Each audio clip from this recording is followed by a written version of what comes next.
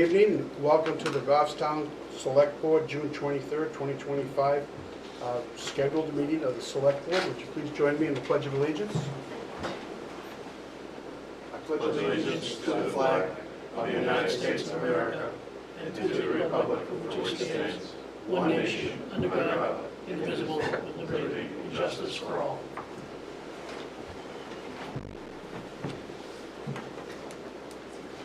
First up is the acceptance and correction of minutes from 6/9/25. Make a motion, we accept the minutes from 6/9/25 with corrections if need be. Second. Second, Josh. Second. Motion by Mark, seconded by Josh. Any corrections? Adjustments? Seeing none, all in favor? Aye. Opposed? Abstaining? Motion carries. We do not have any announcements that I see. Derek, are there any that you know of? No, just the only thing is the library is open tomorrow from 9 a.m. to 8 a.m. if anybody needs to get out of the heat. They've got space there, and if we need to, we're going to get water over there if we need to. But last time we opened a cooling station here at Town Hall, no one took advantage of it, so we're going to do it over at the library. From 9 a.m. to 8 p.m. Yep. Yes, 9 to 8 at the library for a cooling. And we put that out on social media today. You did, okay, Yep. excellent, thank you. Public comment, is there anybody here for public comment? Seeing none, and we'll move on to the Parks and Recreation Director. His name is Rick Wilhelmi, and I know he's here. Sorry. I'm signing some big huge piece of paper, I guess somebody can't see.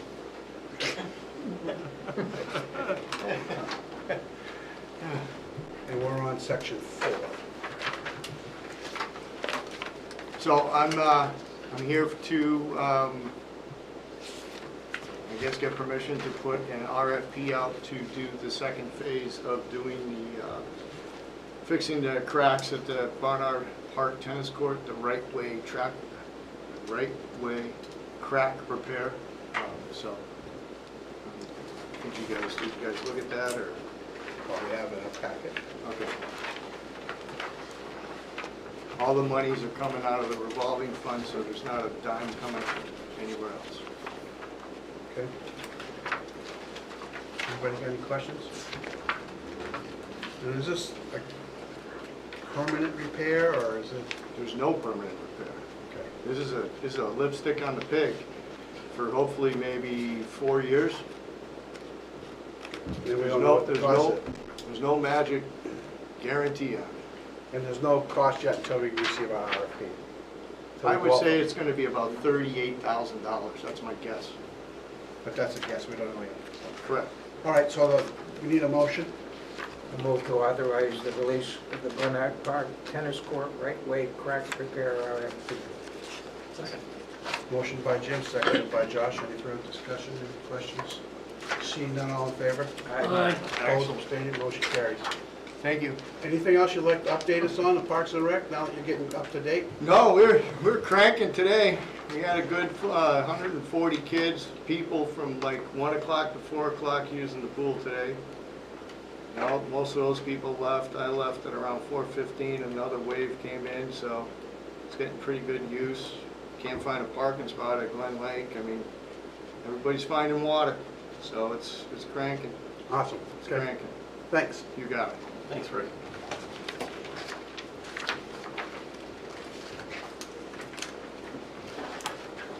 Probably get through the fire chief's items if you We'll want. get through that quick? Okay. Yeah, tab 6. Sure. 6? Yep, number 6. And you should all have it in front of you, the big packet that was. Good evening, Mr. Chair and members. I have 2 things for you tonight. The first one is a proposed revision to permissible fireworks ordinance. So this is, basically, it's been a while, back towards 2015 since it's been looked at and revised. So what we've done is we have updated it. We have not made any major changes. I believe in your packet, you have a fact sheet which shows you what the proposed changes are. And it's basically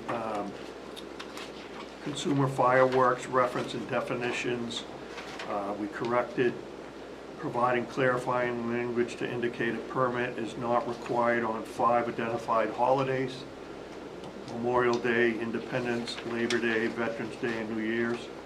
It provides new language identifying Goffstown Fire Department permissible fireworks program and the Goffstown Fire Department form, basically a application for those that want to apply for a permit. It provides new language for a permit fee and a master fee schedule. That'll allow the board to amend the permit fee in the future when amending it. Provides clarifying language on Class C sparklers, and it removes the restriction on firecrackers and bottle rockets. Basically, we're mirroring the state law on fireworks. So I believe you also got a red line copy of all the changes. And then I guess we've got a process to go through, right, a public hearing and everything. I guess my question is, there's a fee now, There is not, and you want it to a fee? yes. We'll add for, Getting a fireworks permit, because what happens is, if it's anything more than display, right, if it's a larger, say someone's having a party at their house and they're gonna go to a higher level of fireworks, we need to have a plan of the area. We need to do research on it, so it does take time for that purpose. and who determines the stage that is gonna require a permit? How is that determined? Pretty much we do, depending on, you know, how big it's gonna be. If it's someone having a party and, you know, they went down and bought some, you know, some of those Class C fireworks and stuff, we're not gonna, you know, go to that level. But we have had some people come in that have more higher than Class Cs, and that's when it gets real dangerous, you know. So we have to make sure where they're lighting them off, especially if it's in a dense populated area and stuff, that it's not gonna create a problem for the neighborhood. Okay, because I know that you get down on the river, there's some pretty good displays that are done down there. And, you know, people will pitch in, we've all pitched in down there in the river, and we used to put them out in the raft and things like that. I'm not in favor of putting any kind of a restriction on something like that. I could see like it, maybe up at St. A's where they shoot off the big stuff, or, Yep. you know, but just a regular guy, I wouldn't be in favor of doing that. 'Cause I'm not really sure, because I'm not really sure what's going to define that. Does the person have to go to the fire station and say, okay, I'm going to do this, do I need to get a permit? Typically, that's what happens. Yeah. Okay. But also, you know, within the changes in the ordinance, we're making it the distinction between Class C or those types, someone, you know, they do it up on the mountain too, right? These are, the ones we really want to see are the big display ones, you know, that someone, you have to hire a fireworks company to come in and do. So that's a good definition. If they got to hire a fireworks company to come in, then they would need to go to the fire department and get a permit. Right. But if it's somebody that can go down to Londonderry and buy them in the store down there, Yeah. you know, they do it out on Glen Lake, and they do it down on the river. I wouldn't want to put that kind of a restriction on them. Right, because Personally, they're that's all, just me. they're all legal. Yeah, you know, if you're buying them from a store, the stores have to, you know, keep them below a commercial type, so, yeah. And what class are those all considered to be cheap? A lot of them are called Class C fireworks. All the commercial grade would be Class C?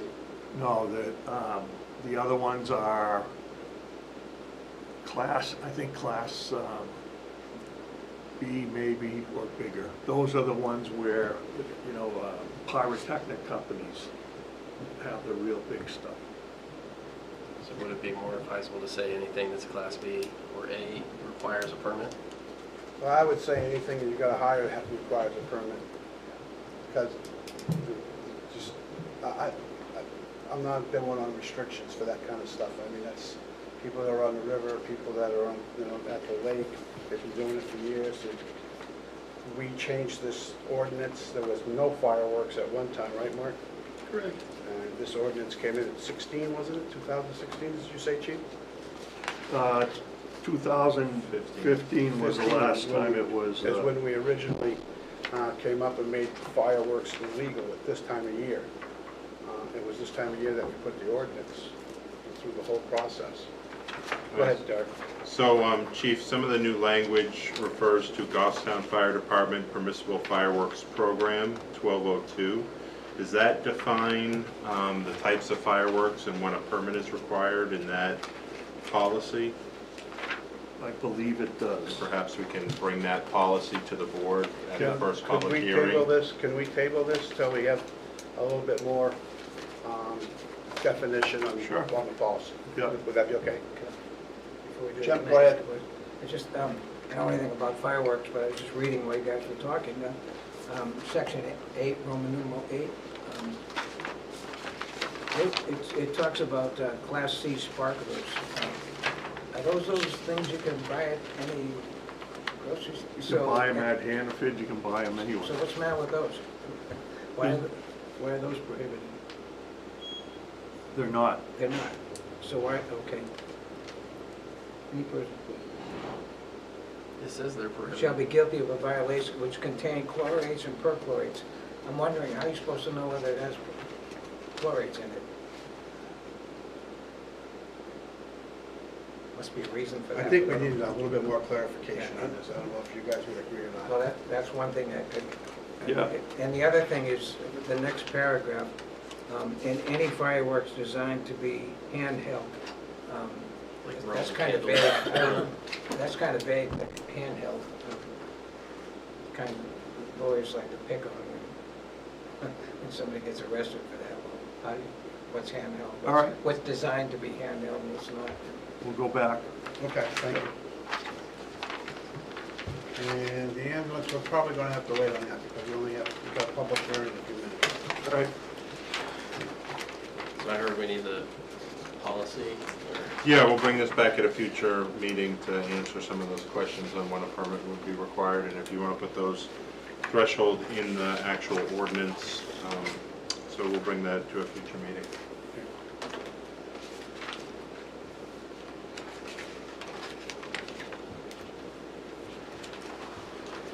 So we do have some public hearings scheduled tonight. Looks like we've got 3, is that accurate? Yeah, you have 3 public hearings.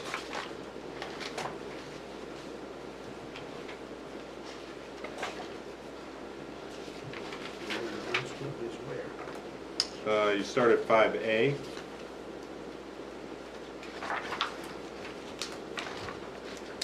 Okay. Pursuant to RSA 41 Code 14-A, the Goffstown Select Board is conducting this public hearing to accept public input pertaining to the town acquiring an excavatory interest in a 53-acre lot on conservation easement located at 245 Patty Hill Road, tax map 7, lot 85, owned by the Shost Revocable Trust. The Select Board is scheduled to vote on this proposed acquisition on 6/30/25. We've all had already had it before us. Is there anybody here I'm going to open the public hearing. Is there anybody here in the public who'd like to speak to it? Seeing none, we'll move on to the next one.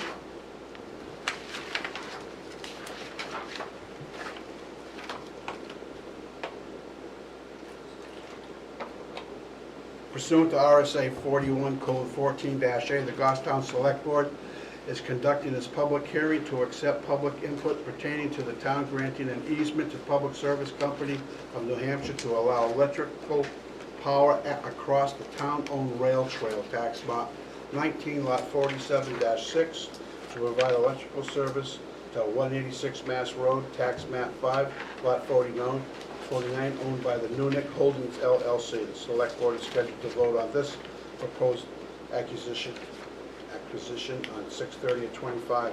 Again, we heard this on 5/8. I'll open the public hearing up. Is there anybody here to speak to it? Seeing none, we'll close the public hearing, and again, we'll be voting on that on the 7:10. 7:10. Should be, I'm sorry, I don't think it's 7:10. 6:30. 6:30. No, the select board approved a permanent easement for the driveway back in 2023 on 7/10/23. Okay, yes. But you'll be voting on this This next one. Monday, Next Monday Monday. at a special meeting.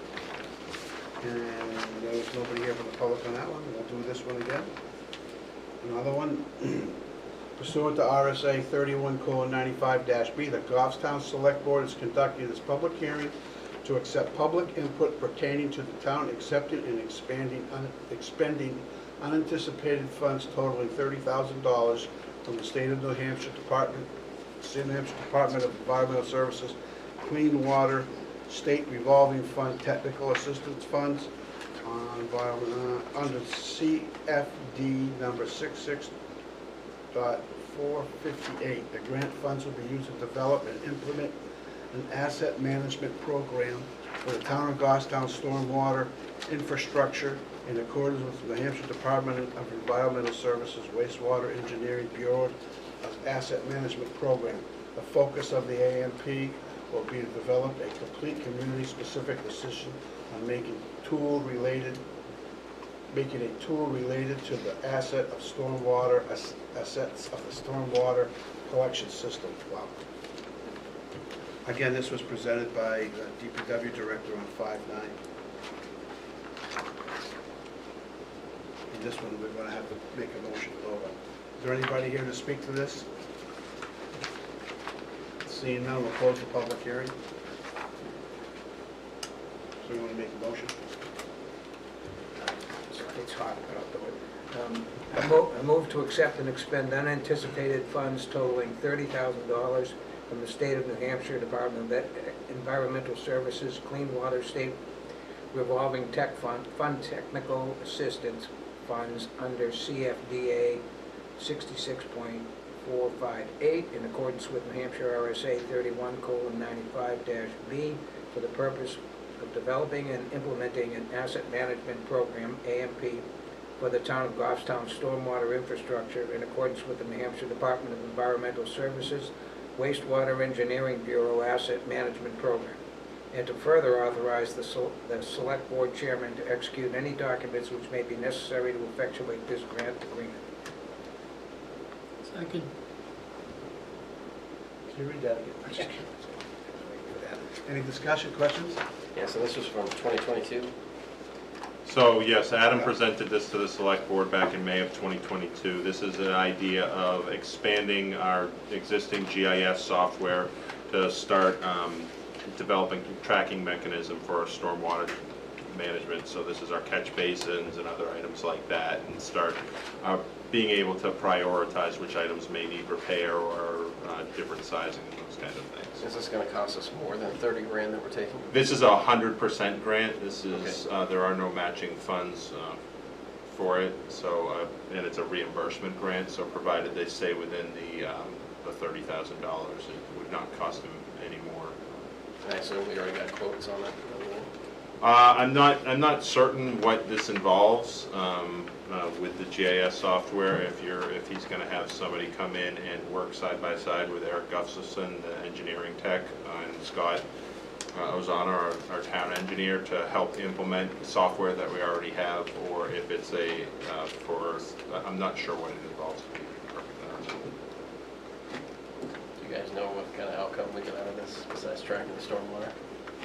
It was really the way Adam explained it was a decision-making tool. So when you have, X number of dollars for stormwater replacement, you can use it as a kind of a decision tool to give a grade or a score to your different stormwater, so you know what you need to upgrade and maybe what's near the end of life. That kind It would be almost like, the way I remember it now is, it's almost like we do with the road. We grade things that need to be done with, and this 30,000 was a grant to allow us to do that. Okay. So Jim made the motion, Mark, you seconded it. Any further questions? Seeing none, all in favor? Aye. Opposed, abstaining, motion carries. Bring the fire chief back up.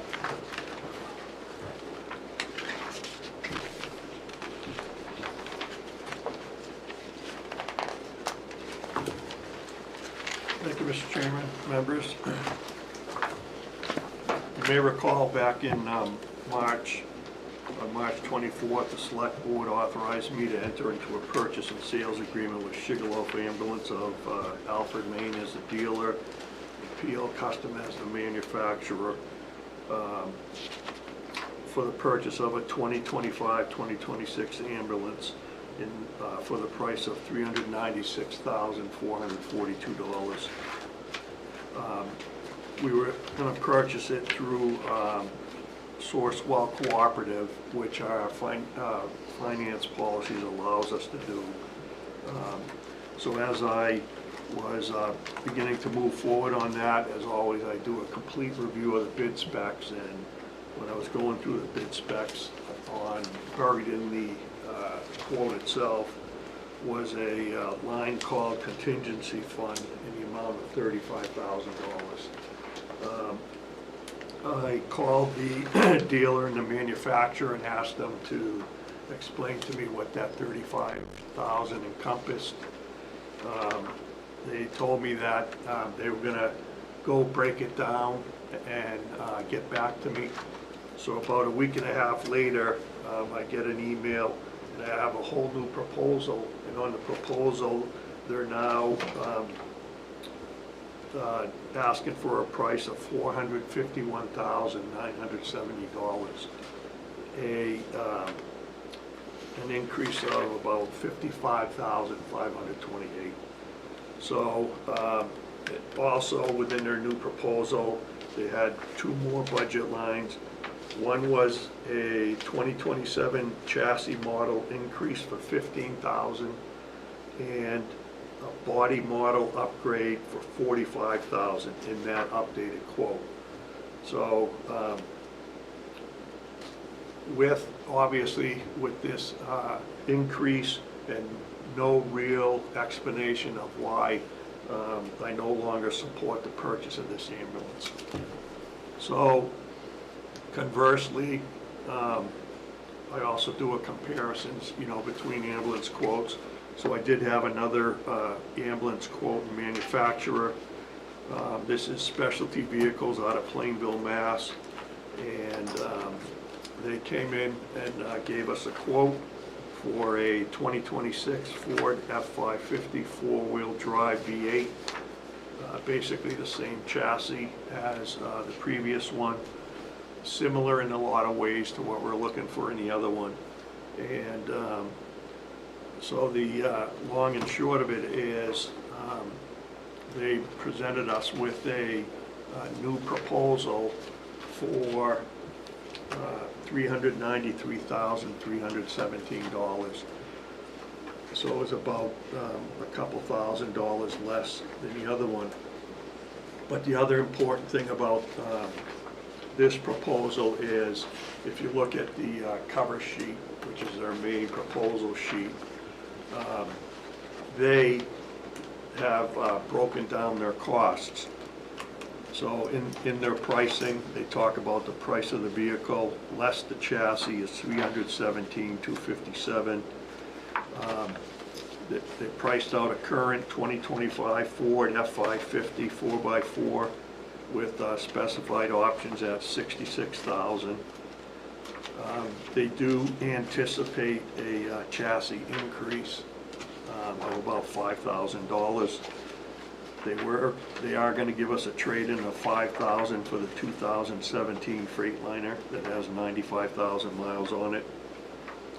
And as you can see, they do have a material contingency fee allowance because within the next 2 years and the potential for tariffs, there is going to be an increase, but they show that increase there, So the total delivered price of the vehicle is $393,317.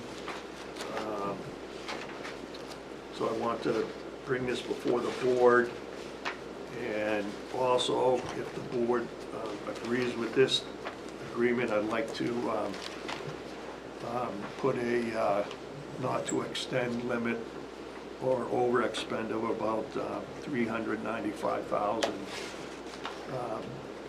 to, you know, we've gone through the spec very close, but we know, you know, we're probably gonna run into one or two items that it may increase as far as, you know, equipment goes or something like that.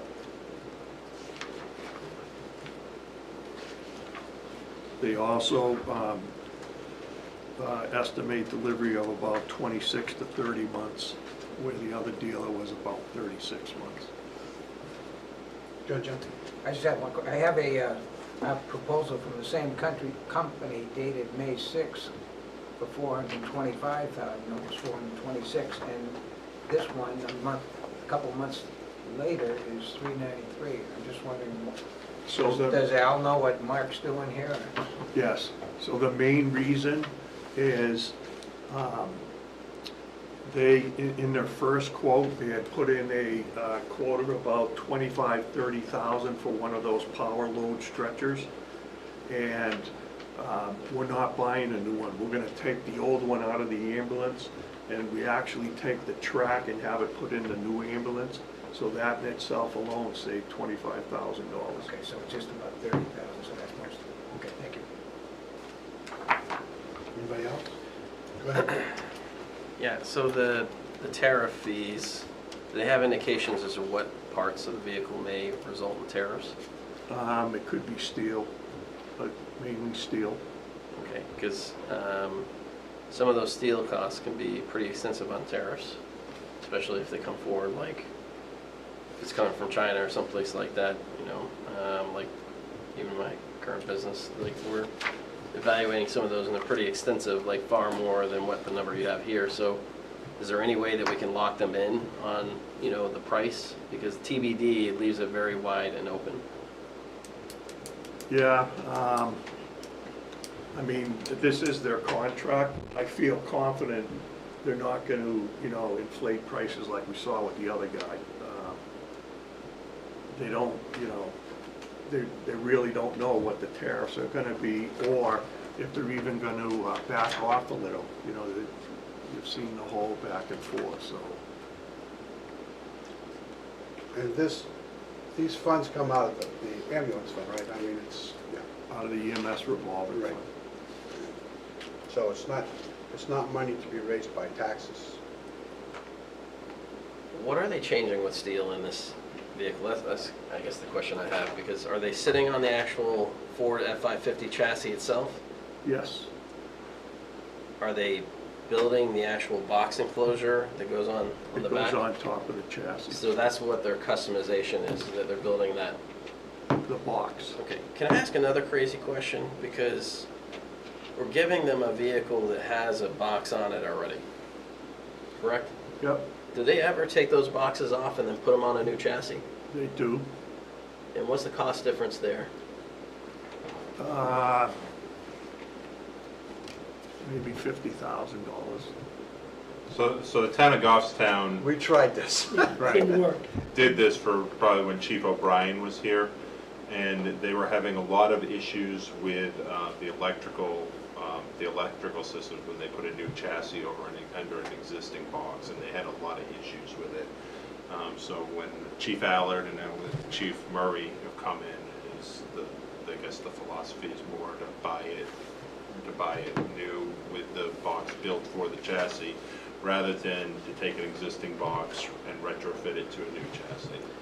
Yeah, we're paying almost 400 grand for a brand new vehicle, and we're only getting 5 grand for a vehicle that we're trading back. Is there no way to get any additional money out of that? So it'd actually be, my request is, the chief said 395,000. We would actually request that the trade-in be removed from this, that you approve up to $400,000, and at the time that the vehicle comes in, that we'd be able to determine it at that point and either put it out for bid, see if we can trade in at that time, see if it's a more favorable market, and take it in as revenue. We would prefer that way, is to actually take the trade-in completely out of this. Yeah, it seems Purchase. ridiculous, the amount that they're offering us, like insulting even. But Yeah, I but- think we need to find out first, and I was thinking the same thing, but in a lot of cases, they're giving you a better deal because they're getting to trade in that they know they're gonna make more money on. I would wanna make sure that our quote goes, okay, we're not gonna trade it in, what's the price now? Does that make sense? Yep. Yeah, it would. That What would- was the trade-in value that we got on the previous quote that we were supposed to get 396? I don't think we weren't getting them one. We weren't getting one. We weren't trading it in, we weren't giving it to No. them. But you know, the most you're gonna get is 8,000. So you gotta figure, it's coming in with 99,000 on that chassis, you know? So How much are they flipping it around for? probably 8,000. We don't know that, but let's find out how much, I mean, how about we just find out first how much it's gonna be for, without the trade?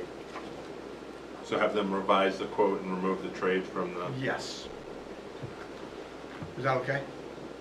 Yeah, can we still purchase it? Oh, yeah, I don't have a problem with purchasing, I'm just saying. Remove I the want trade. to remove the trade and see if the price changes by more than what they're telling, you know. so if you authorize up to $400,000 today With no trade. with no trade, Would that be, Yeah, I'll make a motion to authorize the purchase of the vehicle from Specialty Vehicles for up to $400,000 without a trade. Second. motion by Josh, seconded by Mark. Any further discussion? I just have a Chip, go question. ahead. I just noticed on the first page, any federal, state, local taxes are not included. I assume those will be paid on delivery? we don't don't have have, we don't pay Okay, for, okay, yeah, they're on correct. it. Okay. This is Massachusetts company, they were down there, they got federal government, I don't think they pay tax anywhere on that, so. One more question, Chief, before we vote. Will they purchase all the equipment once we authorize this? Will they get all the materials at that point in time and then put it in backlog? Or do they purchase it at the time when they're ready to build? It goes into a queue. When it gets to that queue is when they start purchasing. They will order the chassis pretty quick. Of course, that's about a year out or two. So once that chassis lands, then they give it a build number and it gets in the queue. The chassis I would being the think, Josh, F-550? I would think, Josh, like any smart businessman, they said, okay, we got 15 ambulances online and we're gonna need, 20 tons of this particular product, that they would buy it all ahead of time, but whether it's the sheet metal on the side of the building, Oh, on yeah, the side of it, yeah. things like that. So I would imagine that's what they would do. Is there anything in the contract that allows us to not purchase if all of a sudden the tariff's like, I don't know, make this 1.5 times the amount, turns out to be 500,000? Yeah, because we're maximum 400,000. Right. But we need to make sure it's in the contract. Well, that's what it would be, max 400,000. Right. But the quote right now says TBD on the tariffs I where get it. applicable. So that still leaves it open. So it needs to be locked in, chief. I don't know if anybody's gonna lock anything in right now, we don't even do that, it's crazy. You can't figure out what's going on half the time.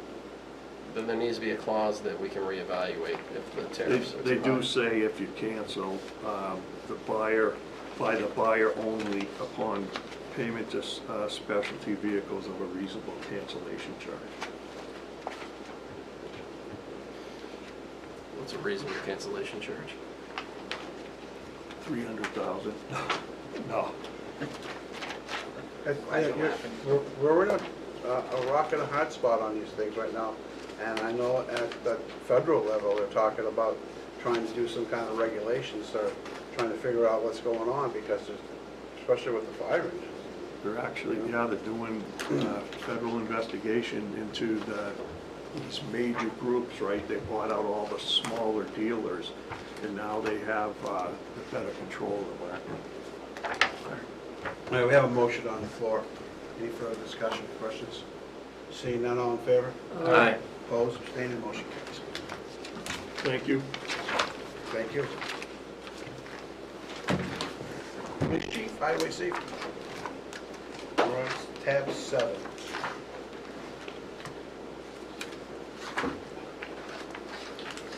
You said not to exceed. Right. Good evening, Good Chief. evening.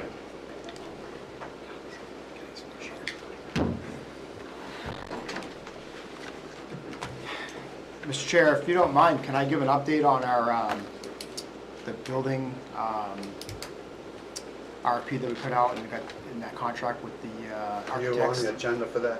What's that? Just wanted, I haven't seen you guys, wanted to give you an update. Yeah, I'd like a, Um, I think so. Real quickly, we've engaged in that. You guys have given me permission to engage with the architect. We met with their firm a couple weeks ago, my entire command staff. They've asked us all to sit together. We talked to them. They had us fill out about a 30-page survey that goes through every part of our agency, every division, vehicles. They basically want to do a space, the space analysis, and then they tried to have us project what we're going to see the next, 50 and then 25 years of growth. Depends on who you ask and where we're at. That's where we that's where we're at right now. So they've just sent me a final email this morning with all those that data that we gave them that they tallied together. We're meeting with them Wednesday virtually to just go over that. They have a few questions to update them on, and then from there they're going to start working on coming into the building and looking into it and taking the measurements and stuff like that. So we're still in the very beginning stage, but we're off to a pretty good start. So Good. on to highway safety. Yep. Start off with the on 6/11 we met for our highway safety meeting. The first one we had was a 25-mile-an-hour request at a dead end of Hillsdale Lane. A couple residents came in into the PD and talked to us about it.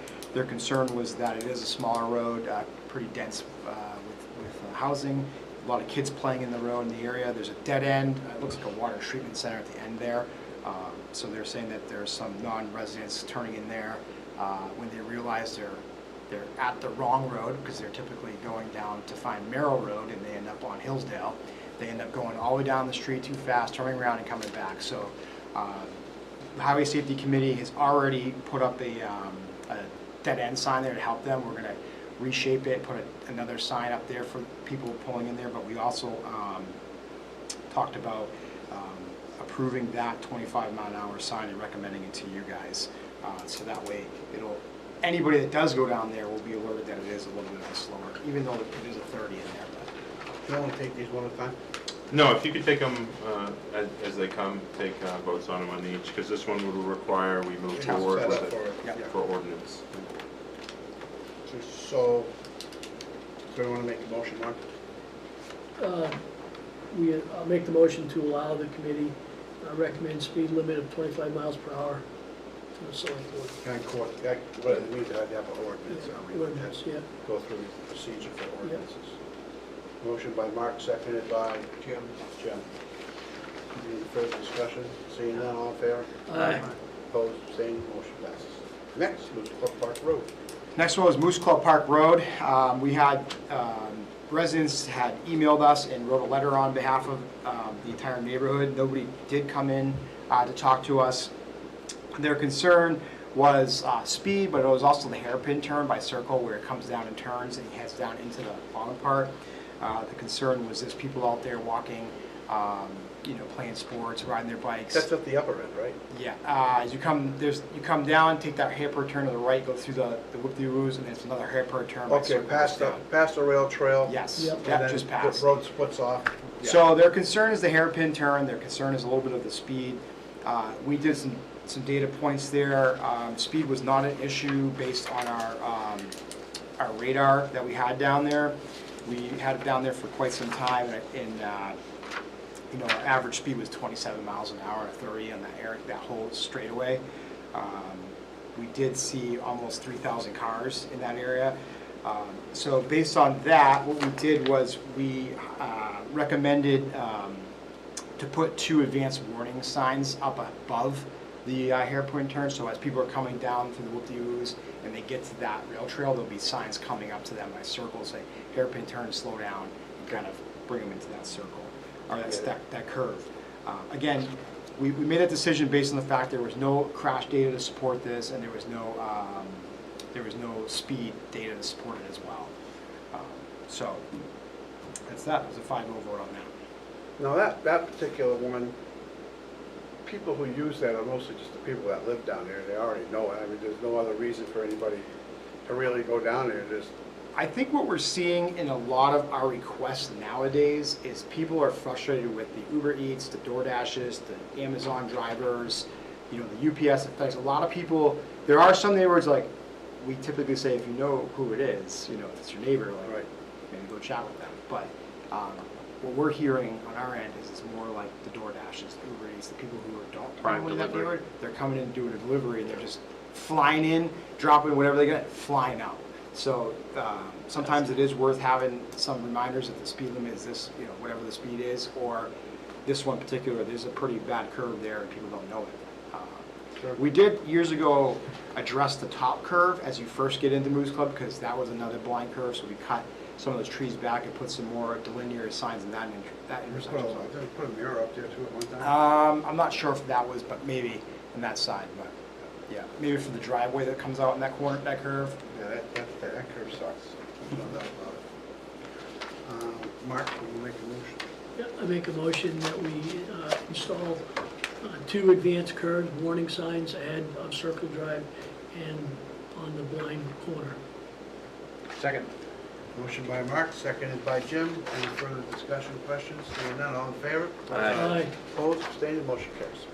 Next one comes with a little bit of a different twist, not normal for our Highway Safety Committee, but this one was the ZBA in Manchester approved, or they were going to approve the intersection of Sandhills Drive and Rockland. They want to put a stop sign. There's 2 stop signs, one on the Shirley side and then one on the, the College Road side, the St. A side, but Rockland is, you know, there's no stop sign. They wanted to put in the Manchester side, because our town splits that intersection. So they're gonna put a stop sign on their side of Rockland. They've requested through DPW to see if Highway Safety would take up putting a stop sign on our side of Rockland to make it a 4-way. Highway Safety looked at it. There was a lot of data to support this intersection being dangerous, both in the Manchester side and the Goffstown side. You can see from here the data from Manchester shows that we had 16 crashes in 3 years. 49% of the northbound traffic makes a left-hand turn into St. A's. I did not have the data here, to maybe in the email here, because we did look at it as well. I sent it over to Adam when they were initially looking at this. But we did have significant data to support accidents there for ourselves too, on the Goffstown side, but clearly Manchester has their issues. One of the thoughts was, so Highway Safety recommended to put it in, the stop sign there, but it was a 3-1-1 vote. So 3 of us voted it in, 1 did not want it, and 1 abstained. So there was a little bit of question on not having it, but based on that, Highway Safety was a little bit concerned of causing more of an issue, having a 3-way stop sign and not a 4-way, because most intersections now are 4 ways. So we recommended putting the stop sign in there as well. Go ahead, Josh. Yeah, Chief, question, is there any likelihood that Manchester won't do that, or? It sounds to me that they are. It looks like they've already put it in place. They're going to do it. They were basically giving us a heads up saying, if you guys want to take this up and make it a 4-way, but just so you know, we're making it a 3-way. So they're fixing that road right now. They're- Yeah, they they're are. already gonna, It's a mess. They were hot topping it today. Were they? yeah, Good. Go so ahead. they, I was gonna say, the Bedford Zoning Board also approved variances that allow St. Anselm to do some further development out by the ice rink. They're gonna be putting in a track and some more fields out there, which the concern when it was brought to Bedford was that there are going to be events that create traffic spikes, and the traffic consultant that the developer, or I guess St. A's hired, recommended this be a 4-way stop to help with some of those surges that the college might see. Well, I think it's smart. If Manchester's going to do it, we might as well do it. I mean, Sure. 3-way stops would be crazy there. You have everybody confused. I agree.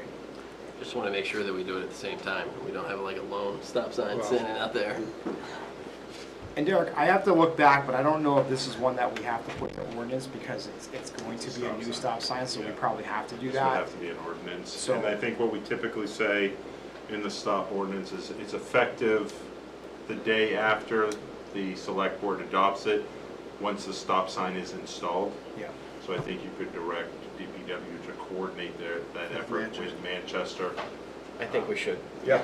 Yeah. Make the motion. Make a motion to accept the recommendation from the committee on installing a stop sign headed southbound on Rockland Avenue, and one stop sign at the crest of Rockland before St. Anselm's Drive, with the condition that the DPW head coordinates with Manchester.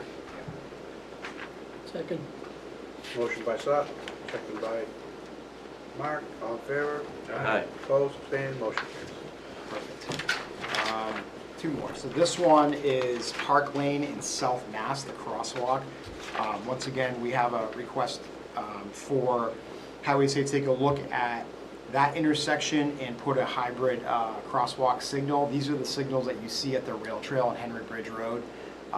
It's not the ones that are on the Mass Road, but the ones by the county, by Irving, where they have the yellow blinking lights. I'll bring you guys back to a couple of highway safety meetings before. For the new members, I'll bring up the speed. We've surveyed this for South Mast at Pine Ridge, South Mast at Barnard Lane, and now they're requesting another one at South Mast at Park Lane, which is over by the high school. The Highway Safety Committee did not recommend any of those other ones. Based on the information we have here, some of their issues that they were talking about was people crossing, for school school kids crossing at that intersection. If the ordinance gets passed for parking at Parks and Rec, we're not going to have any issues of children crossing there. And the two bigger events that we have a lot of pedestrian traffic at that intersection are typically football games or other Graduation. well, they're at the St. A's, but it's the Oh, football okay. games, and if we have any other events with Parks and Recs where people are parking there, but typically, and crossing to go to Parks and Recs, typically when we have those events, either police are there to help cross or CERT is there to help cross. So basically, the Highway Safety Committee took a 5-0 vote for a no action, so we don't recommend putting any hybrid crossing there. Can you speak as to why? Because I did read it a little bit, Chief, but I do know that gets pretty crazy in the morning, for sure. Yeah, so the big thing for us was the craziness that we see are the high school kids. And our thinking of this is just like we did for the other ones was this particular one, we recognize the majority of the kids that are crossing are parking at Parks and Rec. So we are now thinking, okay, so if this gets passed in town, the kids will not be parking at Parks and Recs anymore, so they won't have that huge amount of crossing in the morning. The other thing is, we have talked as Highway Safety in the past that once we establish putting one at Park Lane, we're going to be on the hook to put one at South Mast and Barnard, South Mast and Pine Ridge, and then it just kind of carries on down the street. So we have not recommended these particularly. The other part of this is Adam had said that the crosswalk did not meet the guidelines for the hybrid signal, so that was another reason why we didn't put it up there. But our bigger concern was just saying that we're going to see the kids, if this ordinance passes, they're not going to be parking over, they'll be parking at Barnard Lane or somewhere else. Yeah, I think that's true. I think just in general in that area, because I run across that area all the time. Yeah. People do not pay attention as they're driving. They don't stop for pedestrians. I've almost been hit a couple times because people do not slow down as they're going through there. Yeah, the only other thing I could say is that we do see more people stop for the intersection at the rail trail where they have the red lights. But I'll tell you from experience that as soon as you cross, they're out. gunning through there, if they even do stop. But Yeah. it's pervasive through the whole community on downtown.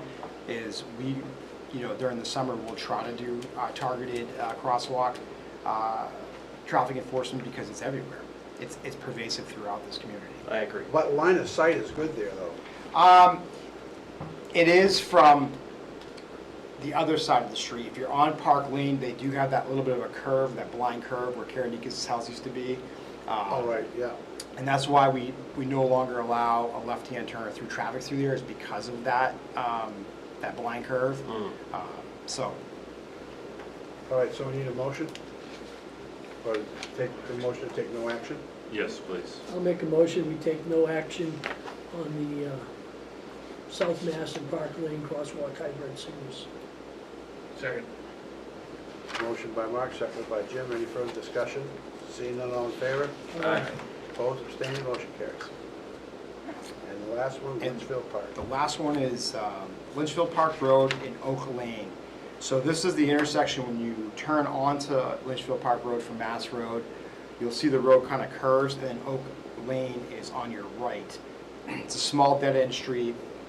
Basically, what happened was our engineer was out there, talked to a couple neighbors. They were saying that they thought there should be a stop sign, a three-way stop sign. So coming up Litchfield, they wanted to see a stop sign there. Coming out of Oak, a stop sign there, and then a stop sign on Litchfield itself as you're coming into the road. Highway Safety looked at it. One of the things we determined was there was a little bit of a line of sight issue. As you're coming up Lynchfield Park, you don't necessarily see that curve as you're turning into Lynchfield Park heading to Mass Road. We did not recommend stop signs. We did not recommend stop signs all the way through Lynchfield Park a couple of years ago. So basically, Adam is going to go back and talk to the neighbor that just bought that house on the very corner and see if they can cut back some of those bushes to give a little bit more of a line of sight issue, because as you're coming in Lynchfield and turning, some of the issues, people are turning in that other lane. Are you talking about the house that just built the addition onto it? I believe so. I haven't seen the house. That big in-law apartment? They are, Or yes, ADU? I believe that's the one. Yeah. Part of the conversation was because they have some drainage issues right now that DPW is going to be looking at addressing. So while they're addressing that drainage issue, they're going to talk about trimming some of those trees back. Okay, great. So So this DPW is is gonna no do the action. trimming? I believe DPW is going to talk to them when they're doing the drainage issue.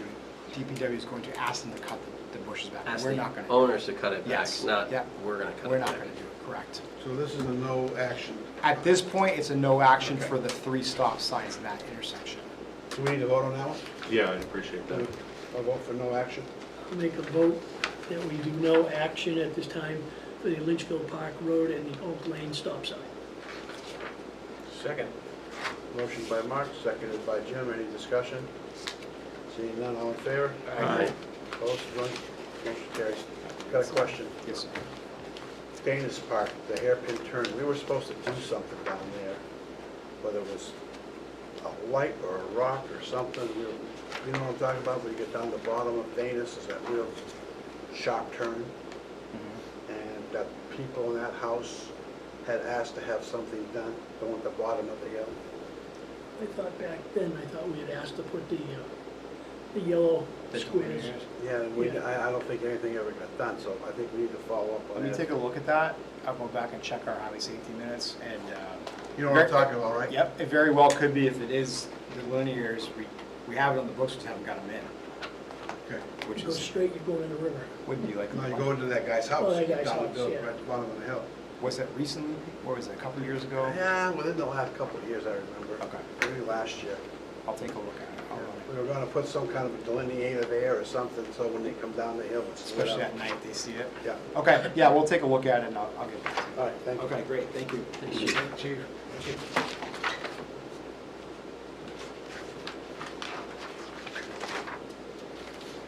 Okay, town administrator. Yes, at tab 8A, you have your committee meeting assignments for this week. The only meeting this week is Historic District Commission's meeting at Grassmere Town Hall at 6:30 on Wednesday. Got it?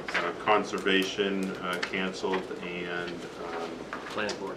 Planning Board also canceled. Thank you. Your next page, this was actually a revised consent agenda. It was on the table when you entered.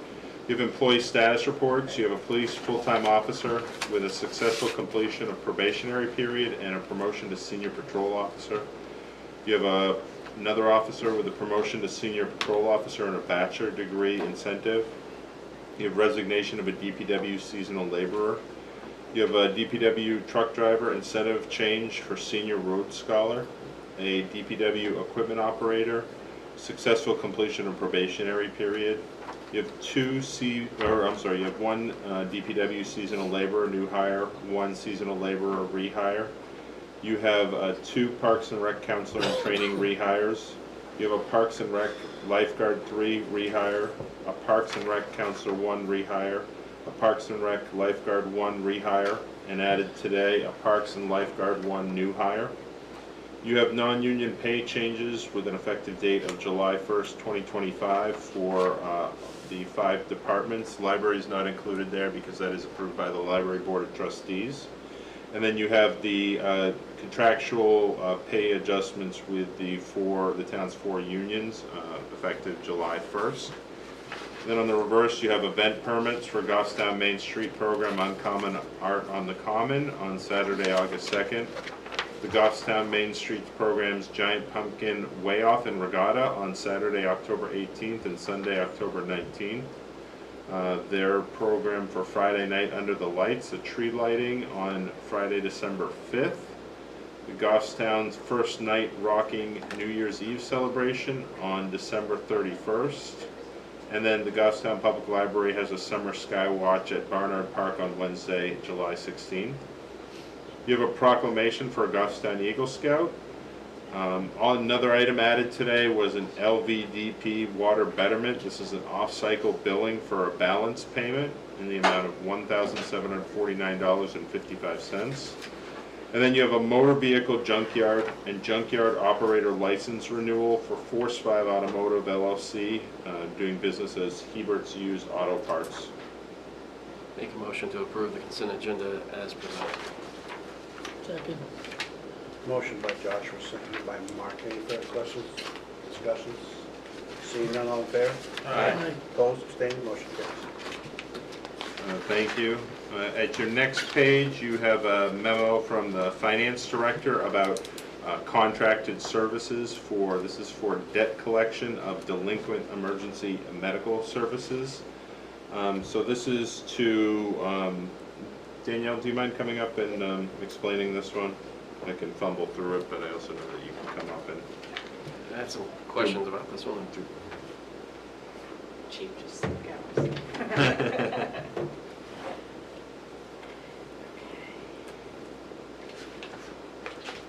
A little history on it too, because we had another Sure. company before that, So the brief version of the history is the ambulance billing that's done from town goes through a third-party vendor.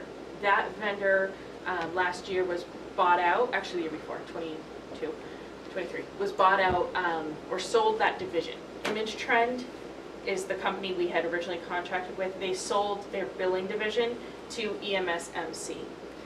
EMS-MC, in taking over and transitioning with us over the last year, is doing our new billing, but they don't work with the collection vendor that Image Trend worked with. So they have to go through a whole cycle of collection efforts before anything can be moved to collections, and then they have to actually, the last step in that is send it to the town, and we review it as well, and we mark off a list if something's to move to collections. It's not automatic, because sometimes we have additional information either from the patient or other communications. So by using a third-party billing agent, we still have a decision-making point in that as well. And we're looking to move forward with a contract vendor to do the collection piece, which would be anything beyond the initial process. So are we keeping some of the original infrastructure in place and now we're adding something on? That's what's not clear to me. So Viking was the collection agency that Image Trend worked with. They have old accounts that were billed under Image Trend prior to EMS-MC. We're still working with EMS-MC and Image Trend to find out what happens to those accounts that were already far beyond, and Viking already had the rights to make collection efforts. It's our understanding that if Viking does make their, any successful collection attempts, they will remit the funds to us just like they always have, and they take a portion of that as their fee. So what we're looking to do is make sure that the new accounts that we've been billing out for the last year don't fall into a window that's too stagnant, but because they are medical bills, you can only make efforts for 3 years.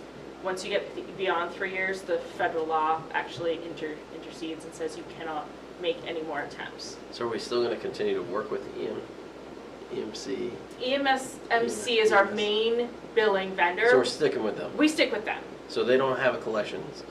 Right. They do all their collections through their billing process, but that can go upwards of a year and a half, depending on, every time they do a bill, they have to give the insurance company 30 to 60 days to respond. Then the insurance company can ask for more information or whatever, and then Image Trend has 30 to 60 days to respond. So it can extend quite a while.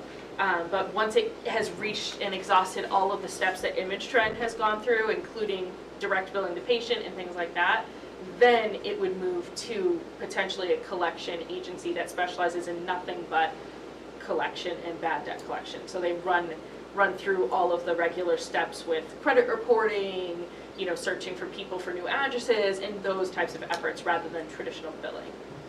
So they work hand in hand.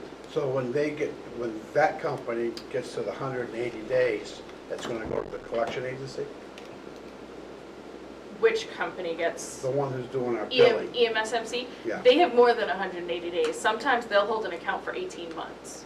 If they're still making efforts or receiving payments on it, that's why it has to come through us before. It's a year and a half, basically, and then it would come back to us, and then we gotta ship it to the, They just, they do no, EMSMC just sends a list saying, here's who we have that's outstanding. Do you have any additional information, or do you want us to remit these to the collection agency? And if we say, yes, remit, then EMSMC on our behalf will send the file over to the collection agency. to the new collection agency. Yes. Okay.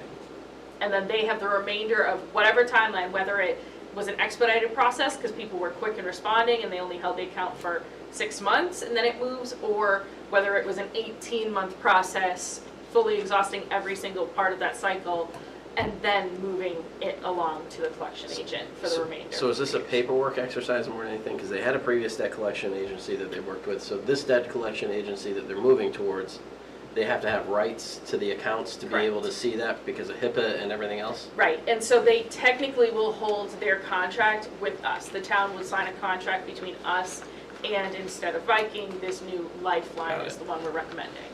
Okay.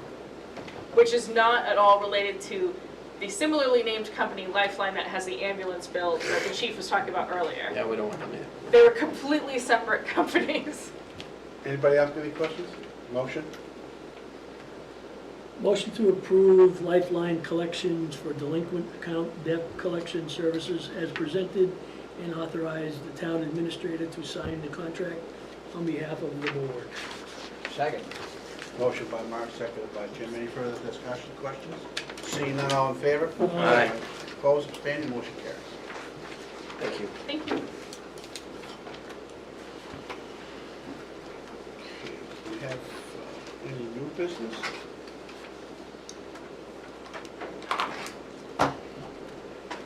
One quick question, Derek, I don't know if you can answer this, or, the water precinct, do you know what's going on with them and the property? It's my understanding that they have put in, or they're in the process of submitting a grant application for purchase of property to put their new wellheads in, and it's under the drinking, one of the drinking water grant programs that the state runs, so they're currently doing that, so that's the latest I have. That's the latest update? Yep. Okay, anybody else? Nothing? Old business? We heard from the police chief about the police. We know what's going on with the pedestrian bridge grant. We won't hear from that. You'll probably hear from that in August. The GASSET, which is the group that actually looks over the 10-year transportation plan, is starting to form. They're actually having a formation meeting tomorrow, but they won't actually go over the actual plan. They'll start receiving that information in August of this year. Then we got F-350s back in service, transfer station backhoe is at Chadwick Bay Ross, waiting for a radiator. And car 7 was recalled for a CV shaft and emissions. So we sent the backhoe to have a radiator replaced. Guess so. We'll do ourselves.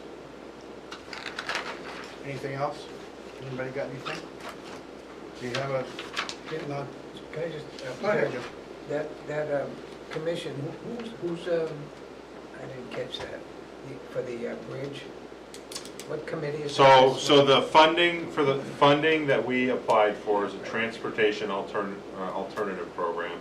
That has to go on to the state's 10-year transportation plan. That occurs every 2 years, and it goes through what, the acronym is GASSET. I don't recall exactly what that is, but I'll send that information to you. That's a state. It's a state, so they have a group through the Executive Council and the Governor's Office that looks over the 10-year plan. They reprioritize stuff, shift stuff, and then what they do is they go out on public hearings. It's about a year-long process. But they start that process tomorrow, just as an organizational, but I'll get that information to you. But we anticipate it probably won't be till about August that we Then find we out. probably won't hear it till another year, if I remember, it could be as much as a Yeah, year. because again, it has to go through that Public hearing. that and public hearing. They have to hold public hearings. I don't know if they have to do one in each county or they do them all over the state. Thank you. then Any non-public? Yes, I do have one under employee compensation. Motion? Do you want to do just our formalities? Anybody here for public comment? We'll close public comment. Motion? Make a motion to go to non-public session, RSA 91A 3(2), if necessary, compensation. Anything else? That's it. That's it. Second. Motion by Mark, seconded by Tim, roll call. Yes. Yes. Yes. Yes. Yes. That concludes tonight, June 23rd, public hearing, public portion of the Goffstown Select Board meeting. Thank you for watching.